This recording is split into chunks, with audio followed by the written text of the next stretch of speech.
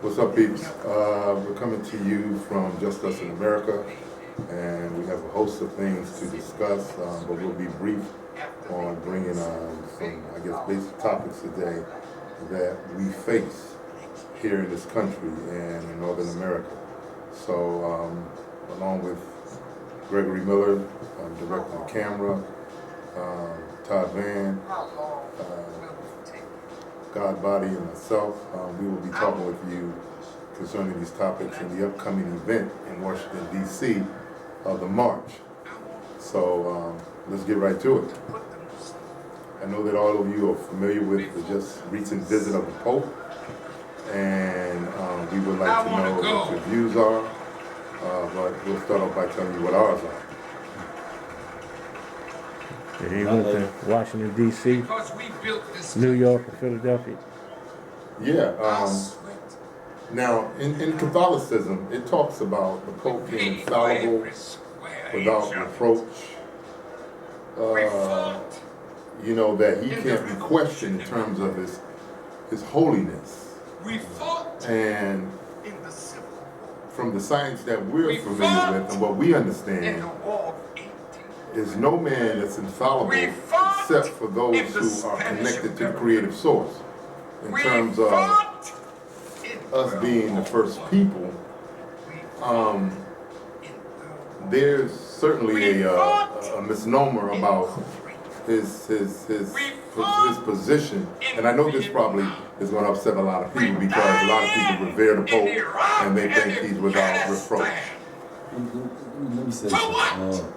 First of all, when you was talking about he's infallible, I mean, who gave him the infallible tag that he's unreproachable, that you can't question him about nothing? Because when we get to that point, if you're smart and you study, which a lot of us need to be doing, start doing, because me personally, nobody is unreproachable on holiness. Okay, him, or all the popes before him, you know, they say they're the torchlight for God, that that they're the receiver of God's message, that they give it to all the people in the world. That basically, when we get into this right here, we're going back and we're dealing with a whole lot of things where these people were involved with the Germans, yes, killing the Jews. So it's a whole lot that you have to get into that we're not going to get into today, because we'll get into it in future episodes. But this guy, this is another symbol of white supremacy. This is them putting the white man in the forefront at all costs on any level. As you saw because I live in D.C., so when he was in D.C. a couple days ago, they shut down streets. I mean, they had the most security ever for any person. This is more security than the president.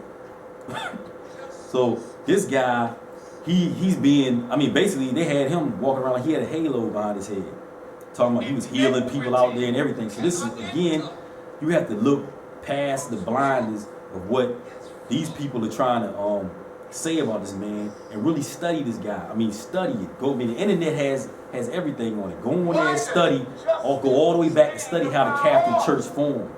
You know what I'm saying? How the popes became. Of course, they say the first pope was Peter. You know what I'm saying? Study all that so you'll know what you're dealing with. I mean, everything. And this guy, like they said, he canonized the saint in California in his speech at the Basilica over there at Catholic University in Washington, D.C., right? So they say that the only person that they can canonize a saint is a person that his work was like you said, the brother said, was unreproachable. I mean, he was straight, undirty, and he did everything in the eyes of God right. So he canonized a man. And I looked on the internet, and I ain't looked at all the saints or whatever. I still need to go and look at that. But from what I seen when I was on there, all the saints was white. So you mean to tell me ain't no saints black?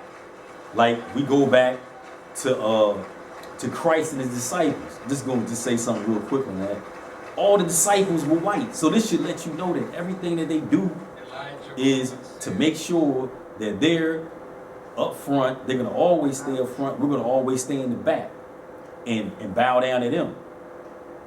I'm gonna let the brother go ahead. Well, you know, I like to add to that because if for those of you who are aware that when you see the Pope pray, and when he's in the St. Peter's and he's behind closed doors, he's praying to the Black Madonna. True. He's praying to the Black Madonna. So they really know the truth. In fact, the first 4 popes were black. If you go back to